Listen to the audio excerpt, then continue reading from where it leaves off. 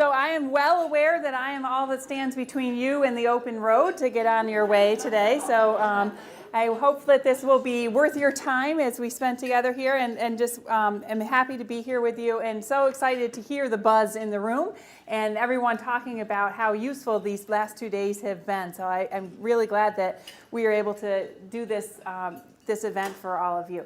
So I'm going to actually spend the next half hour, 45 minutes talking about things from a very high level, from really thinking about the early childhood field as a whole, and where the trends that I see are happening, and how we're moving forward. And I'm going to be talking about things from the federal level and what seems to be happening at the federal level, as well as what's happening at the state level, and then give you a little more drill down into the things that we have going on already at the state level here in Illinois. So I wanted to start with this kind of overview slide, because I think the really good news about all the things that are happening at the federal and the state level is that they really are based on the research and based on what we know and understand works well for young kids, whether they're young kids who are kids at risk that we know are going to need extra supports before they come to school so that they're ready to succeed when they enter kindergarten, or just every child, what it is that we know works. So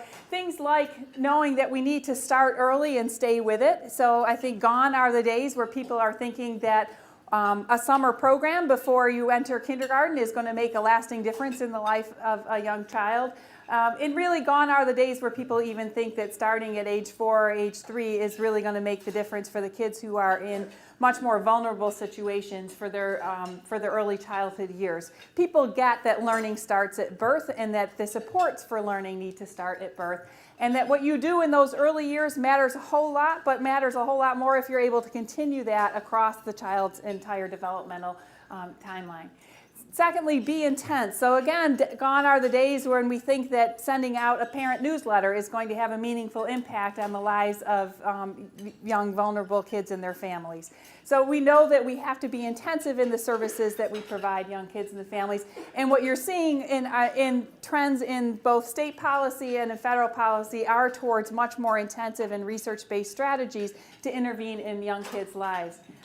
Third, work directly with children. So again, gone are the days when we think that if you simply interact with parents and work with them, that you're going to have lasting impact on the child's learning and development. Although we have lots of evidence that home visiting strategies work really well, good home visiting models are actually working with the parent and the child together. And most people these days are thinking that good home visiting models are things that you use in those earliest years, and you move the child into a child-focused program, child and parent, all the way along the line from that birth to 5 years.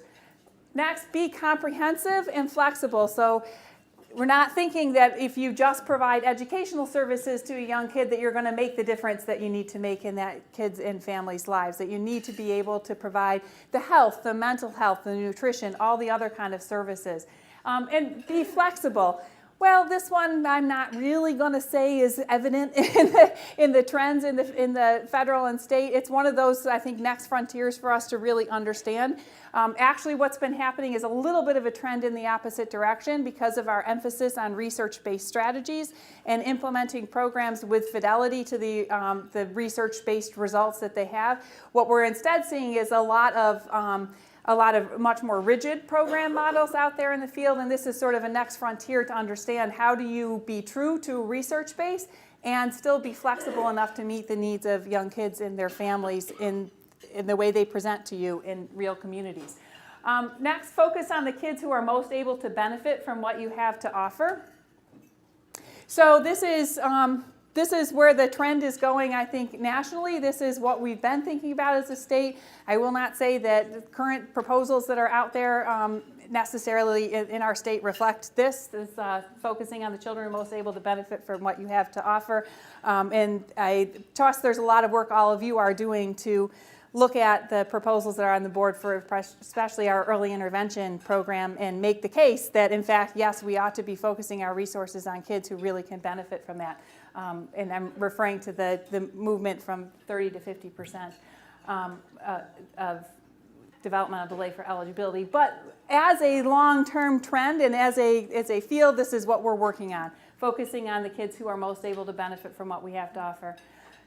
Last, pay attention to the child's long-term environment. And so you're seeing a lot more movement towards birth to third grade strategies. Instead of birth to 3 and preschool and looking at the early elementary grades, we're really thinking about connecting this for the long term. And what also is embedded in that pay attention to the child's long-term environment is that you have to work with parents and families because they are the child's long-term environment. And if you're not making some impact there in the parents' skills and abilities to support their young child's development, whatever you do will have that kind of wash out, fade out that we don't want to see with the investments that we're making. So I think that I am very encouraged by the trends that the entire field of early childhood is making towards living up to these research-based principles about what works.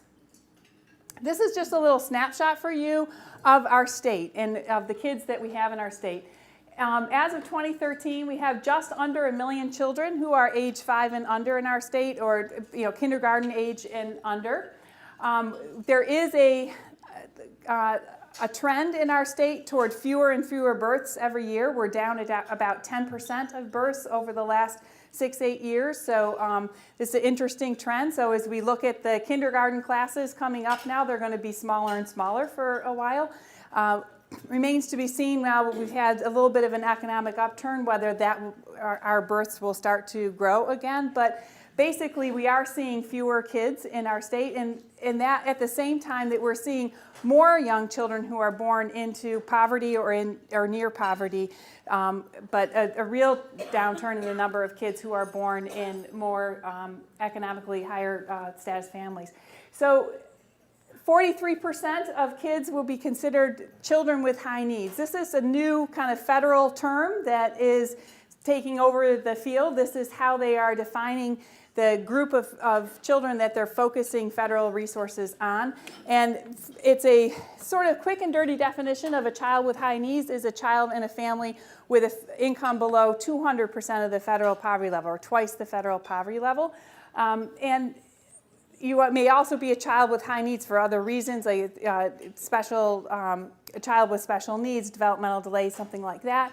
But basically, this does do a pretty good proxy for the number of kids that we have who are having those high needs. So in our state, the number of kids with high needs birth to 2 is about 260,000, ages 3 and 4, 160,000. That's because obviously there's 3 birth cohorts in the birth to 2, 2 birth cohorts in the ages 3 and 4. And you can see on the numbers here, we don't reach a whole lot of those kids. Particularly in the birth to 2 column, you can see that we're serving very small fractions of the kids with high needs. So even in our largest program, which is the Child Care Assistance Program, 52,000 kids birth to 2 out of 260,000 that would be children with high needs. So a really small proportion of them. When you look at their most intensive program, Early Head Start, 8,000 out of 260,000. It's a really tiny percentage of the kids that are getting the kind of services that we want them to have. And the 3 and 4-year-olds, we're doing a better job of reaching a higher percentage of those kids, but it certainly is nowhere near 100% of the kids with the high needs that we would like to be serving. And it's important to know that these numbers that are up here, you can't just add them up and say that that's how many kids we're serving overall, because many children are actually receiving services from multiple of these funding streams, which is one of the questions that I swear by the time I leave this job I'm going to be able to answer. How many kids have that duplicated? Okay, so the 30-year vision here, I like to say that we have pretty good agreement in our state about where we're going long-term and what is our long-term vision here for how we're developing our field. And I think this kind of encapsulates it. That the state has a vision, the state's early childhood community, as well as our elected officials have really signed on and embraced this vision as this sort of vague future that we're headed toward, that every child would have access to high-quality preschool programming at ages 3 and 4. Where needed, that would be embedded in a full workday, full year program for those parents who are working and who can access a traditional hours program for their child. That those services would be comprehensive, that they would have the health, mental health, family support services embedded in that, and the parenting education is part of it. That is our Preschool for All vision, and that we've been working towards as a state. And Also attached to that, because we are, I think, probably still the only state that has explicitly tied the growth of our Birth to 3 funding to the growth of our 3- and 4-year-old preschool funding. We have it set up so that ultimately 20% of the early childhood block grant goes to 0 to 3-year-olds. So as we grow our resources devoted to 3- and 4-year-olds, we're also growing the resources devoted to 0 to 3. So we have this vision that every at-risk infant, toddler, and their family would have access to high-quality, affordable childcare that would be enhanced by these programs like Early Head Start Prevention Initiative, so that it's really a very high quality and comprehensive, and that they would have access to parent support and home visiting services in their early months and years of their parenting. So our First Lady has kind of said that her vision for the state is that we would have universal touch of all families at the time of the child's birth, so that every baby born in the state would have at least one visit from someone to say, hey, what kind of support do you need? Can we connect you up with resources? Can we connect you with a home visiting program or other resources that you may need? So it's an exciting vision to be working toward. So that's sort of the 30-year vision that we've held in our state, and I think it does match what a lot of people around the country are thinking and where it is that we want to go. So I want to shift gears a little bit and talk about what the federal strategy and the federal vision has been. This administration has been, I think, the most activist in the world of early childhood that we've had for a very long time. There has been a lot of work at the federal level and really a wholesale transformation of how the federal government does its early childhood work. So they have been pretty explicit about the vision that they have, and interestingly enough, it is a vision that covers 2 federal departments. This is not typical business as usual in Washington. The idea that there is a federal plan and a vision that is really being carried out very jointly by 2 different cabinet agencies in the federal government is a fairly groundbreaking thing.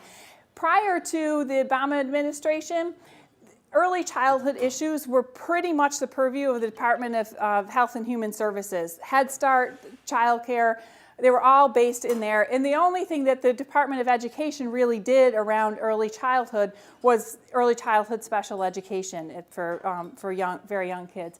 So starting with this administration, and clearly with the current Secretary of Education, Arne Duncan, having come from Illinois and having been well schooled by all of us in the importance of early childhood education, the Department of Education has become very involved in early childhood education issues. And in fact, the Secretary goes around talking about that is his single highest priority, to focus on the education of young children and to push for their vision, their agenda. Basically, the way that they have come at this is that they're going for a vision in which 4-year-olds are going to be covered by the education system, and birth through 3-year-olds covered more from the Health and Human Services side of this. And they see themselves as working so closely and in concert that creates a strong continuum of services. They really are going with the strategy of looking for universal preschool for all 4-year-olds in the country. And their vision for that preschool is full school day with comprehensive services. It's important to note that they see this as 4-year-olds being funded through the education system, not necessarily that all services for 4-year-olds would be delivered by schools. They want a mixed delivery system. They want partnerships out in the community and different ways that kids could be served through those programs. So that's what their vision is for the 4-year-olds and sort of on the education side of it. On the younger child side of it, which really is being pushed through the Department of Health and Human Services, there's a strong focus and push on Head Start, focusing on younger children. So, and again, when we think about this, this is not about we want to take kids to no longer be served by the people who have been delivering Head Start services funded by Head Start grants and now have those kids move to a school and be served by schools. This really is a funding strategy, and I think that's so important for us to understand. None of us who are in this early childhood field like the idea that kids should start out in their birth to 3 years being served by this group, and then move when they're 3-year-old to this group, and then move when they're 4-year-olds to this group and they'd be served by them, and then go to kindergarten over here at the Kindergarten Welcoming Center, and then they go to 1st grade through 3rd grade somewhere else, right? That is not what people think is good for young kids. It's not the way that you engage families in meaningful, continuous relationships that really make a difference. But instead, if you can have a child who is served in one program, one setting, in those whole birth to 5 years, if the funding for what happens with them birth through 3 comes from one funding source, if the funding for what they're doing at age 4 comes from another funding source, the funding for what's happening K-12 comes from yet another funding source, how do we as an early childhood community work that out so that we are thinking about these funding streams it's coming from the different places. And I think that the reason that they're focusing on the 4-year-old funding stream coming from the education is because the idea of universal education for kids ages 5 and up is already well established in our country, and politically it is a better sell, and it has shown to be true that this is a better sell to push for that universal service for the 4-year-olds through that education funding stream. And then if we are able to serve the younger at-risk kids through another funding stream, then we do that. But this is really important for us as a field to get out of the business of running programs based on funding streams so that we're making children and families move if they need to access funding that comes from different funding streams, moving towards systems where we are creating the programs that children and families need and that make sense for them. And then we, the government, we, the program administrators, are figuring out how to fund that and to draw upon multiple funding streams in order to make that happen. So creating the continuity of services that young kids and families need. So that's what's on the federal level. Head Start moving towards that being a funding stream that is focused on younger children. The Child Care and Development Block Grant. Enormous, enormous changes that have happened in the Child Care and Development Block Grant. So the grant was reauthorized in November, the first time in 18 years, I believe, that it had been addressed and thought about new changes to the way that program is administered from a federal level and the rules that are attached to it. The Child Care and Development Block Grant has a very wide range of flexibility for states, and historically had even wider range, but now they have narrowed that flexibility quite a bit in the service of a few different goals. They're really looking for higher quality of services that young kids get and more continuous services for young kids. So new changes in the new Child Care and Development Block Grant are saying 12 months minimum of eligibility. So if somebody comes into the child care program and is declared eligible for receiving the subsidy, you have to provide that subsidy for a minimum of 12 months before you declare a family ineligible. And if the family's income rises during that time, so you just keep them on in your program. That is a sea change. That is a sea change in the way this is being done. Obviously, that has tremendous repercussions for the cost of this program. We believe that it will increase the cost of our program on the order of at least 15% more than what we have been paying, because right now many families do cycle on and off of the child care subsidy, which I know is a huge issue for providers out in the field. So all of these changes that are proposed in the Child Care and Development Block Grant are good for families and they're good for providers of services, but unlike previous reauthorizations of this bill, it doesn't actually come with any more money to the states. So, so this is a real struggle with what they're putting in place, and they're fairly explicitly saying limit access, raise quality and continuity, if that's what you have to do to live within the budgets that you're given. Those are the push and the constraints that are being placed on us as we move forward. Other things that are in that Child Care and Development Block Grant changes are the need to do on-site inspections for anybody who is a provider of services. At the state's option, you may exempt relatives from that, but they are kind of encouraging you not to exempt relatives from that, and pre-service training for every provider in that program. So whereas we have about 40,000 providers that cycle in and out of the child care program in any given year, providing legally licensed exempt home care. And up till now, all they had to do was self-certify. Yes, this is a safe and healthy environment, and I kind of know what I'm doing. Now they will have to go through training. They will have to have some kind of on-site inspection. Again, major changes to the way that we're doing things. Many of the other things that are contained in the changes to the law don't really have a lot of impact on us in Illinois because we're already doing them. But it basically requires you to have something like a quality rating and improvement system, some way of communicating to families the level of quality of the programs that they're selecting. It requires greater transparency in websites. It requires a larger investment in set-asides and quality and for infant toddlers, all that. Most of that stuff is stuff that we've been well ahead of the curve on, and so there aren't a lot of things that we have to do about that. But there's a lot of changes here and a lot of things that are going on. QRIS is a major driver of higher quality. So in the Early Learning Challenge Grant, clearly the federal government put its money on QRIS as the strategy that they're using to push forward quality in the field and to push forward greater integration across the different kind of silos that we've known about school-based, preschool, Head Start, childcare, community-based, and all of that. So the QRIS as that major driver is something that we think that they'll continue to focus on in the early childhood, or in their field, yeah? Sorry. I know that, but this QRIS is a major driver and getting everybody visited. It sounds really terrific, but I have two concerns, and I don't know if you're going to get addressing them. How does that get enhanced, the greater level of meeting people? And how do we ensure that it doesn't become this weird sort of checking things off that isn't actually good quality because we've gone from, we scale up so fast. And Right. I know, Right. So I think that it's interesting because QRIS as a driver of quality is not actually the strategy we were up to in our state a couple of years ago when the Early Learning Challenge Grant arrived on the scene.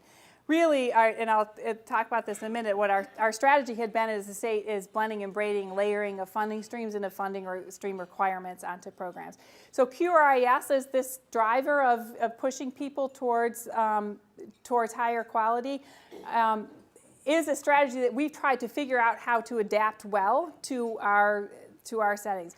One thing I think that's been very interesting to me is we were very concerned about how school-based preschool programs would react to being part of the quality rating improvement system. To our surprise, they've been pretty excited about it. They've actually, even though we have probably about 3/4 or maybe a little less than that are at the gold circle quality and 1/4 of them are getting told, yeah, you're not, you're at silver and you need to move up. They've actually, by and large, expressed to us, we appreciate being recognized for what we're doing and being given a roadmap for where it is we need to improve and how we do that. So that's been a nice and welcome surprise for us. On the childcare side of the world, we very well recognize that as we ask people to move to higher level of quality, we have to pay for that.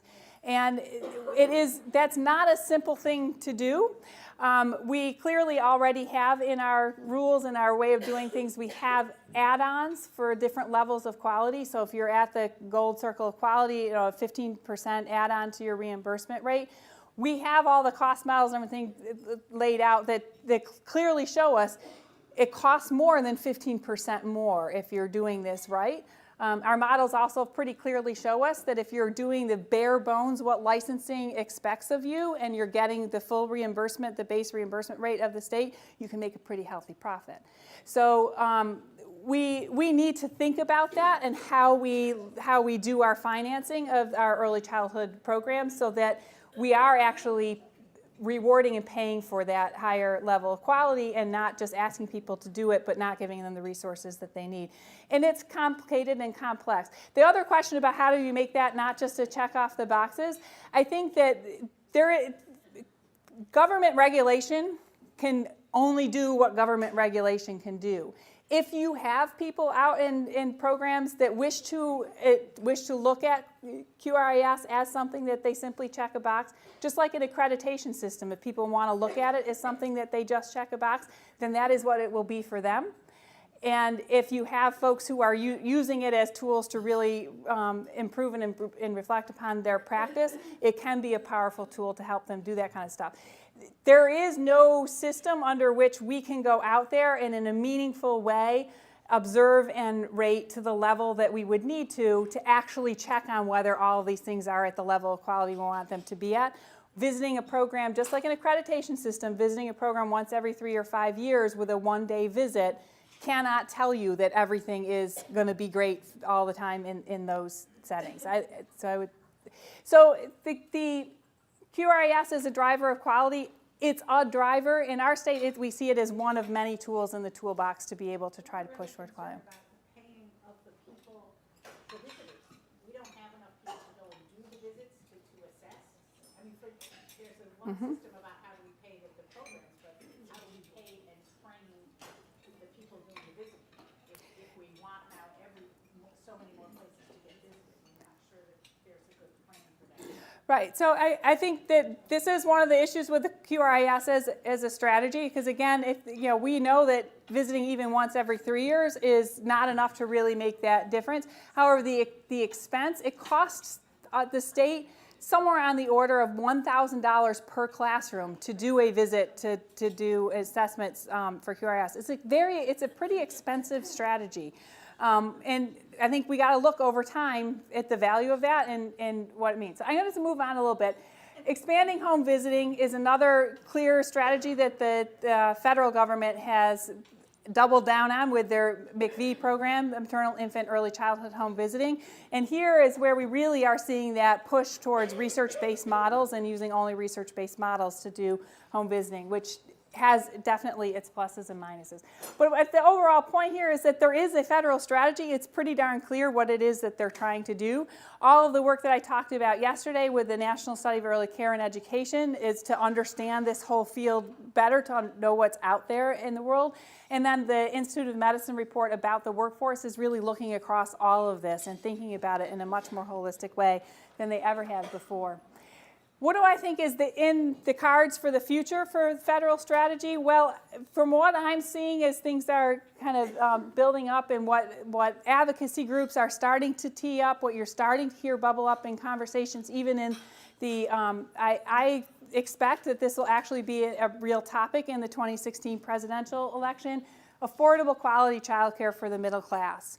So I think that we are starting to hear much more talking about not just we need to help kids and families who are in poverty be able to work, and therefore we have to pay for childcare for them, but really thinking about what do we mean about women in the workforce and how do we support that and how do we support the development of all of our young children, because quality childcare is unaffordable for the overwhelming majority of families in this country.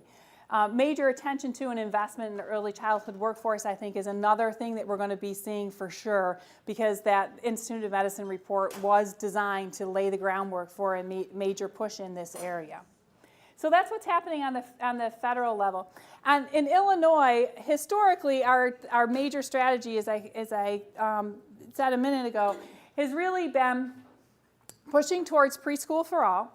So we had a vision of preschool for all, funding a half day of high quality instruction for all 3- and 4-year-olds in whatever setting they happen to be, whether that's in a community-based preschool program, in a school-based program, in a Head Start program, in whatever setting they may be in. The kind of idea here was that the Preschool for All funding stream would fund a half day of services for all of our 3- and 4-year-olds. And built into that, the Prevention Initiative funding growing along with the funding for the 3- and 4-year-olds.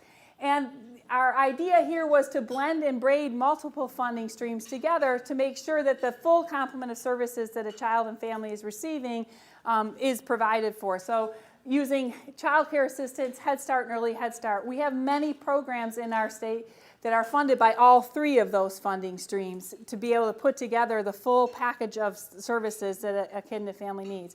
So I think that And we've in our state tried to think about this rather than thinking about there are preschool services that a kid needs and then you wrap other services around that, which tends to lead to the idea of your 2.5 hours are in this program and then the rest of your time is in some other program with some other staff, with some other services being provided.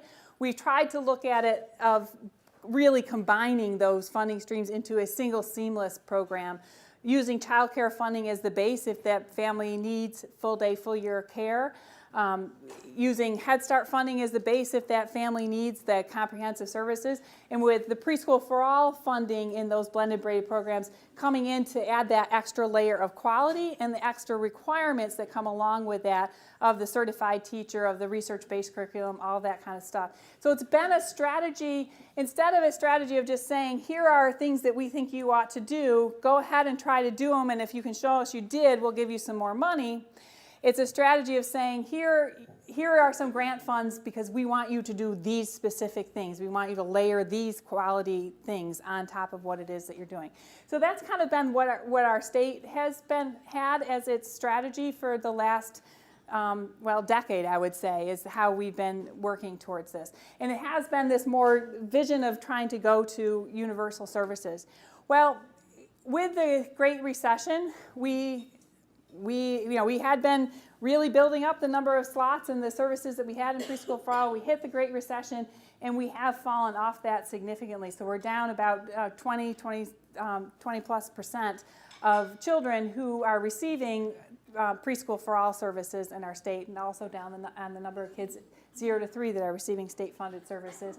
So the Early Learning Council last year met and really thought about this deeply to say, given that that has happened and given that we've sort of flatlined from that, we had some serious cuts and we kind of flatlined, what is it that we want to think about as we move forward and as we hopefully begin to grow our investments in early childhood again? How do we want to do that and how do we want to focus that? And the answer that clearly came out from the Early Learning Council was that we want to be focusing on those children with the highest needs. What we have discovered as we had pushed for and moved towards more universal service for the 3 and 4-year-olds is that even though we were serving many, many more children, we still weren't getting the most at-risk kids enrolled in and participating in our programs. And we have been doing a lot of research over the past few years on why that is. What does that look like? Why is that happening? One of the things that we discovered is that those families that are most at risk really weren't able to participate in these blended and braided funding programs because using child care assistance as the base funding for that, a lot of our most fragile families were not eligible for child care assistance because they weren't working or attending school. If you look at the population of kids under 5 who are in poverty, or more than half of them are in families where at least one parent is not working. So that means either in a 2-parent family where one parent is not working or in a single-parent family where that parent is not working or attending school. So we know that we have a lot of our most fragile families who can't actually access a program if that program is predicated on them being eligible for child care assistance. And we found that there is a lot of families for whom half-day services just do not work in their lives. That they just will not access them. They won't go to a 2.5-hour program. They're really only going to participate, we hope, if they're in a full school day program. So with the preschool expansion grant, we have developed a new model of serving the most fragile families and children, which is a full school day model for the 4-year-olds with comprehensive services wrapped around that. And the idea here is that, that this is not one that you have to be eligible for child care assistance to access. It is for the most at-risk kids and their families. We're also really pushing and working on building community systems that identify those kids who are most at risk and bring them into and connect them with the high quality services and comprehensive services that they need. The early childhood world is incredibly complex. It's got a lot of different parts to it. It's very difficult for families to navigate, and frankly, it's very difficult for even other community service providers like food banks or homeless shelters or medical providers to understand what's available for families and their children and how to get them connected to those services. So this push towards building community systems to help connect those kids with the services that they need is sort of our next frontier, where we're going as a state, how we're pushing forward the development of our early childhood systems. Yeah.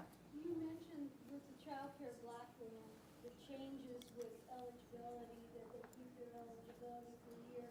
Has the eligibility criteria changed, or is that stayed the same? So our eligibility criteria for the child care development or child care assistance program in Illinois is set in statute at 185% of the federal poverty level. And that's to enter the program, that's what you have to have. And we have not maintained waiting lists over time in our state historically. But in order for that eligibility level to change, that would require a change in legislation in our state. However, because the new rules, this is one of the things that we have to figure out, and frankly, we don't know how we're going to do this yet in our state and how this will all work out. The way that the federal law is written, if you have a level set like that is below 85% of state median income, and that's at about 52% of our state median income. If you have it set that way and a family goes above your state threshold, you have to have a plan for helping them transition off. You cannot just cut them off and push them out of your program. So we've got a lot to figure out at the state level of how we are going to administer our program within the context of these new rules. And we do have time to do that. At our new state plan, we hope to have a draft of it prepared in the beginning of 2016. It's due to the federal government at March or April, something like that, in 2016. Originally, it was due in June of 2015, which created tremendous and unbelievable panic among all state and territory administrators of this, and so they pushed that back a little bit. But so this is where we're going, community systems and trying to find kids and connect them to the needs that they have. So I don't know if people have seen this graphic before. This is what I've been taking with me on my road shows for the last 2 years of where we're going as a state and what our focus is. So our strategic focus in the state has been on ensuring that high-need children receive high-quality early learning services. So our goal is by 2021 that 80% of all kids will be fully ready for kindergarten, and by that we mean healthy, eager to learn, ready to succeed, all of these things, all the domains of early childhood development. We anticipate this being something that we monitor and look at over time with kids, the Kindergarten Individual Development Survey.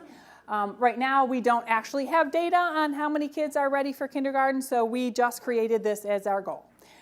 Of children with high needs by 2016, this is the goal that we've been working toward, that 65% of those kids with high needs, remember those are essentially kids below 200% of the federal poverty level, that 65% of them have had at least 1 year of high quality early learning services, 40% have at least 2 years, 10% having 5 full years. And a high quality program in this definition means a gold circle of quality center-based learning program and or a high quality home visiting program. Okay? But we don't believe that we are going to be able to accomplish having kids fully ready for kindergarten only by providing early learning services. We see that being in the context of a comprehensive service system that serves all kids. So things like economic supports, healthcare, basic community services, mental health services, all these are part of the puzzle and part of how we make sure that we're helping kids be ready to succeed when they come into kindergarten. And I would say that not only do we care about kids with high needs, but we really care about all children having high quality early learning services. So we have here our goal of having half of all licensed child care centers achieve above the licensing level in the quality rating improvement system, Accelerate, and 25% of them achieving the gold circle of quality. With that one, at least we know where we are right now. Right now, we're at about 25% of licensed child care centers above licensing in the QRES and about 13% of them at the gold circle of quality. So you can see we've got a lot of work to do in a year and a half. The Office of Early Childhood Development really focuses on three main things as we try to push forward the development of our early childhood system. We focus on alignment, on quality, and on access to services. And so I'm going to tell you a little bit about what we've got going on in each of those buckets. And at this point, I'm going to kind of speed up and just run you through the rest of the things that I want you to know about so that we can get to some questions and answers, okay? I love this little graphic. Welcome to my world. This is a graphic that shows you how complicated the financing of early childhood is in our state. And you kind of see down here children and families, and then the schools and community-based programs that are being fed by and funded by all these multiple funding streams. It's a lovely little diagram here. You see on the left the U.S. Department of Education, the State Board of Ed, the Early Childhood Block Grant. You have funds that flow directly from that into programs. We have the Department of Health and Human Services and the funds that it puts through. So we have some things that are federal funds that are flowing through state departments. We have some things that are our own state funds. And you'll notice that Early Head Start and Head Start bypasses the state altogether and goes directly into the community-based programs. But you have the Department of Human Services, Department of Public Health, Illinois Healthcare and Family Services, which is basically the Medicaid department, and Department of Children and Family Services. And I don't know if you can quite tell the difference between the blue and the purple up there, but red means it's federal funding that just kind of passes through and funds something. Blue means it's really just state funding and that we created that, and purple obviously is a combination of the two, which means that there's some federal and some state money that goes together to do that. So the financing of early childhood is really a complex beast, and then the network of programs that are funded and financed through all of this is fairly complex as well. So what we try to do in our office is to make all of those to be going in the same direction with the same goals and the same things that we're trying to achieve for kids and families. Obviously, it's a pretty complex task, and it's a good thing we have good partners in all of those departments to make that happen. A few things that we're working on around alignment to help that make everybody be moving in the same direction. Kids, like I said, our Kindergarten Individual Development Survey is defining kindergarten readiness for us, is helping us to say, with our kindergarten standards, with our early childhood standards, what is it that we want kids to know and be able to do as they enter kindergarten? Not an easy task when we know that from the research, developmentally, kids are coming into kindergarten with, in a basic kindergarten class, you may have a 2-year developmental span of the kids that are coming in there. Creating an assessment that can capture that is no small feat. This is supposed to be used 3 times across the kindergarten year. Right now it's in its 3rd year of pilot implementation, and we're rolling out a new phased implementation schedule for school districts, hopefully getting within the next couple of years to everyone using kids all the way across the state. Accelerate is our quality rating and improvement system. The idea here is consistent standards for all of the center-based programs, and now also adding licensed family child care homes to that. The only major early childhood sort of system that's not in this is home visiting programs. They don't make a lot of sense in the Accelerate framework. The structure of Accelerate is that you have the license level of quality, and then bronze is really a training level for folks to get in and acquainted with all this work. Silver Circle of Quality, which is rigorous self-assessment, and the ERS completed by someone who is trained but not to a level of super high reliability. But it's really meant to be a self-assessment and moving along the way. And then the Gold Circle of Quality is validated quality by an outside assessor. Still, at this time, most people are reaching the Gold Circle of Quality in child care centers through an accreditation route. At the Preschool for All side of things, it's a direct visit that's part of their monitoring protocol. And that will basically be the case for Head Start programs as well. Accelerate, again, a single set of standards, multiple forms of evidence. The idea is we tried to create a quality rating and improvement system that built upon what we already had in place and didn't duplicate it, to try to make it as cost effective as possible. So you were using our Preschool for All monitoring. We're using some of the Head Start federal review information to tell us what it can across the standards. On-site monitoring and accreditation systems is how we're doing this. We are embarking this fall on a validation study of our quality rating improvement system. We have the University of North Carolina, Chapel Hill Frank Porter Graham Center, who are going to be doing a study of basically to answer the question, was this a good idea to say that we're going to have a single set of standards with multiple forms of evidence? Do we actually, through the different routes that people arrive at gold or silver or whatever, are they telling us the same thing? That, and is there continuity there? That will also include a child outcome study, which from the rest of the research, we already pretty much know that the answer is going to be that the QRIS levels are not going to all that meaningfully distinguish the gains that children make.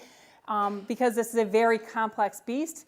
That's okay with us, and just tell you right now, so don't be surprised if that's the finding of the study, and don't come after us saying that, oh, your QRIS failed, because that actually, for us, is not the major point of the QRIS. The major point of the QRIS is to give that framework for programs of what it is we want them to do, and to help lay out those structural features of quality and the systems of quality improvement that we want programs to be engaging in. Because we know that our ratings are based on pretty infrequent visit and pretty light touch of being able to get in there and understand what's going on, the research tells us right away that what happens in an individual classroom has a lot more to do with how a kid's development is going to be that year than something that would be at this whole center level rated once every 3 years. And that's, again, okay with us, because the purpose of our QRIS really is to help guide our system forward. Accelerate the awards of excellence. So we recognize that our gold circle quality, while it's an ambitious goal for most programs to achieve, it doesn't actually incorporate all the things that research tell us we need to be doing to help the most at-risk kids be ready to succeed when they get into kindergarten. So we created awards of excellence, which really are awards of excellence. They are a very high bar for programs to aspire to and to try to reach in order to put in place all the things that we think are most important for young kids and families. We have several different areas. The other idea behind the awards of excellence was that getting to gold across the board is really important, but at that point, in order to really develop excellence, you cannot develop excellence on everything at once. Although I feel like that's what we in the Office of Early Childhood try to do. But you can't do that on a program scale, and you need to focus on an area at a time to get to that level of quality.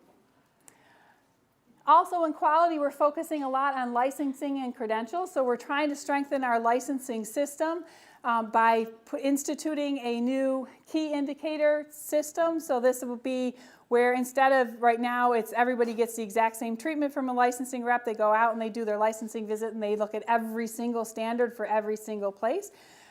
This way they'll be able to identify, look, I'm going to look at these key factors. I don't know what it is, 25 different things. I'm going to check them. The research has told us, and we've done this research, if somebody looks bad on this, it's worth looking at everything they do. If they're good on every one of these, the chances are almost certain that they're going to be good on everything, and you don't really need to do the entire visit. This is critical for us because if you have been following our licensing system, you know that we do not make all of our annual visits that we need to make. In fact, in some areas of the state, it's maybe a third or more of the centers do not ever get visited in the course of a year, and we need to change that. We have to come up with more economical systems, and this is part of that. And we've had a really strong emphasis on credentials. So as Joni said, we've gone from having a credential registry, or a gateways registry that had maybe 15,000, 20,000 people into one that now has over 80,000 people in it because we've put that focus on the registry and also on the credentials. We had that huge surge in applications because people know that's part of the Accelerate system. We've been focusing on the quality range on higher education, strengthening higher education. So that's you guys, this faculty and students. Just see, you made the slide. Many grants to strengthen or redesign early childhood programs and new trainings, a lot of new trainings, and a lot of them web-based so that people are able to access them. And that's one of the things we've been looking at. We're not doing away with face-to-face trainings, but one of the things we're seeing is how many people are actually accessing their training in these online formats because it's a more flexible option for people to be able to engage in. Under access, so I've talked a lot already about the Child Care Development Block Grant, but the Child Care Assistance Program is one of our major strategies to push forward access in there. And this is obviously one that has been in the news a lot lately because the budget crises and such in the state. This is by far our largest program, where the most state resources go, and so it's one that we got to work really hard to try to figure out how we keep that access for families.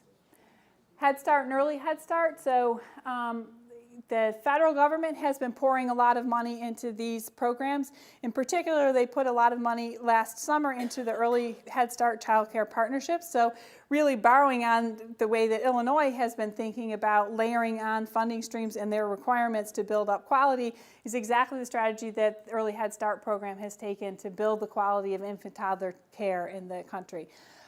Prior to the Early Head Start Child Care Partnerships coming on board, really a small minority of Early Head Start programs were center-based programs. The majority of them are home visiting programs. So there really weren't all that many ways of increasing the quality of center-based or family child care programs that young kids in poverty are in. So and the preschool expansion grant obviously is another, both on the federal and the state level, one of the ways that we're trying to increase access to early childhood education and care. The preschool expansion grant itself, we were fortunate to be one of 13 states that got an expansion grant. And that is, we've received $20 million a year, renewable for up to 4 years. High quality full-day preschool slots, as I talked about. We have 18 communities across the state that are going to be implementing this with us. And we're mostly beginning in the fall. A few communities are already underway with that. And I believe that we had in our Metro East area around East St. Louis, Real Go-Getter program down there, I believe was the first preschool expansion grant program in the country to open. So we're very proud of that. So that was my whirlwind going through the rest of that. So have a little bit of time and chance to answer questions or hear some comments from all of you.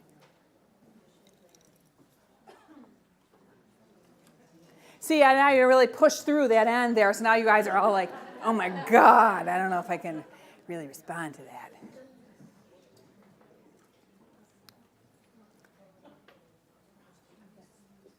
Thoughts or questions?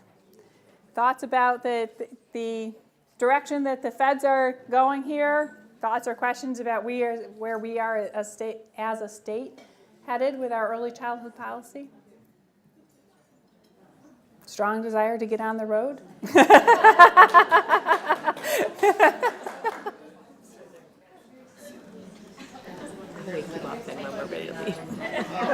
Just yell. I'll hear you. What do you feel the governor's office is doing with all the cutbacks in human services? Kind of that goes against what you're saying, that we want to improve all the services we can help families with, but it seems like the state's going the other direction. Right, there's no question that there have been and are likely to be painful cuts to our services and our infrastructure given the fiscal crisis that the state faces. I think that it's incumbent upon all of us to do our advocacy work and inform people about the importance of the things that we support. And for sure, within our structures, we are doing that advocacy work on behalf of the importance of the services that we provide sort of within state government. It is just no doubt a very difficult fiscal environment in which we sit. We are trying to think of creative ways. We have access the maximum amount of federal resources that we can to help us towards our goals, and we continue to work toward it. I don't really have a great answer for that one. Vote. That's my answer. After municipal elections, that's just the municipal stuff. But get out and vote. Think about who to vote for. Pay your taxes with joy.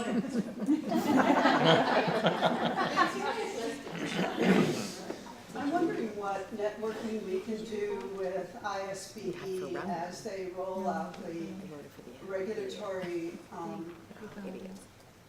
rules for the special certificates or licenses now. For example, special education, if you want to have that on top of an early childhood license, you are told that you must do the PK-12 curriculum. My concern is that the needs of babies, toddlers, and preschoolers are very different than high school children, and I don't see how you can teach those skills in a course that is so broad-based. And I think the issue really is from a school district perspective, they want the flexibility to move someone with a special ed endorsement anywhere in the system, but it's not going to serve children well. Sure. So what I would say about this is that in our state, we have a very long-standing tradition of developing our systems, particularly in the early childhood world, but I think across the board, with participation of advisory groups and really thinking through what we're doing. And a good example of this would be there was a lot of debate, should the early childhood certificate be one that goes up to, should it be, some states have, birth to 8th grade is their time frame on that. There was a lot of advocacy on the part of a lot of people to create the age ranges that we have. And that was not because ISBE was saying that's what it needed to be. That was because they were reaching out, listening to, and engaging folks in that debate. Clearly, there are a lot of voices that folks within state government listen to and are hearing as they go about making those kind of decisions. It's just incumbent upon you to be one of those voices and to be putting forth those things, putting together white papers, things like that help those who are policymakers to really listen and hone in on it. I think that the slide that I showed you of all those different funding streams and things like that, that is the world that we live in. We have a very large range of things that we have to be responsible for, none of which would we have an especially deep knowledge or day-to-day experience in. So we do try to create these advisory groups that people can put that input in. Sometimes maybe that doesn't go the way that you want to, then the next opportunity is when rules are put out for comment to really give that input and give the input that you have. Sometimes maybe that doesn't go your way either, and then your opportunity is to then start back at the beginning, participating in whatever advocacy groups there are to keep giving that message to folks that are in state government. I can assure you, I work with a lot of folks who are in state government. State government people they are not in it for themselves. They are in it for they're in it for the kids and families that we serve, just like we know that you are. We are trying to make the best services and systems that we can, and to make those judgments based on an awful wide range of circumstances and things that we see, and making the best of the situations that we're currently in. We do a better job when we're well informed by the field and when we get that kind of input that people want. So I think that I'm going to turn it back over to Joni at this point to wrap up your day, but I hope that gives you a flavor of a lot of the things that are happening. It is a time of a lot of growth, a lot of change in the early childhood field. I think, fasten your seatbelts for the next 10 years as well. I think you're going to see explosive growth in our field and lots of changes ahead. So, and I think it'll all be good. Teresa, thank you. Thank you very much.